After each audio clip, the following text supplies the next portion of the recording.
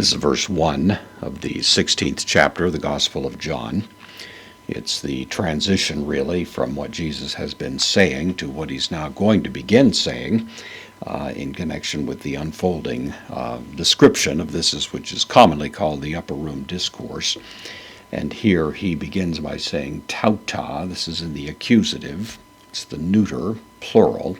It's the direct object of the verb, which is lala leken, or lela leka. This is from laleo, which means I speak. This is the first person singular, perfect active indicative. So I have spoken, the demonstrative pronoun, these things, the direct object. So I have spoken these things. And of course, the things that he's speaking of here, referring to, is really the fundamental content of the preceding chapter, in which he's highlighted two rather opposing themes. One, on the other hand, the theme of is going to be considerable hostility from the world, just as the world has been filled with antipathy toward Christ. Those who are aligned with him are going to be treated to the same kind of attitude, same kind of harsh treatment and response. And at the same time, of course, he's emphasized the idea of love, that they would love one another, that the quality of their love would be the very love that Jesus had for them, which indeed is the very love that the Father had for the Son. So it is a remarkable contrast. And Jesus is simply saying that he's given them full disclosure of all of this, kind of fair warning concerning all of this. I have spoken these things, who men.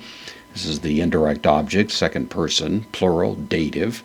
I've spoken these things to you, henna. This is a conjunction. It takes the subjunctive, which is what we're going to have here, in order that, but now the negation, may, used with non-indicative moods, as we have here with the subjunctive mood. So these things I've spoken to you in order that, no, you may not, and then skandaliztheta. This is from skandalizo. It's from a verb, or a noun rather, in Greek that means a trap. It's scandalon was a trap, and it was extended from there to the idea of a stumbling block, something that trips you up, makes you fall, although its original sense was something you might use to trap an animal, that idea of being a trapper. This is the verb form of it, so that you will not be trapped, and of course in the broader sense, so that you won't be tripped up.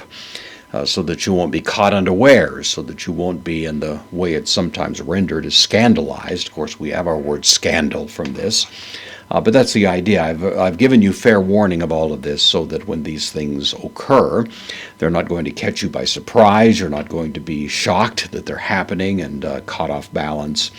And of course, that's the way it is with the Scripture. There is a sense in which we are given fair warning of God's purposes, the way he works, so that as we're well advised by the content of the Scriptures, we are also those who are going to avoid being scandalized by the various circumstances that may come along.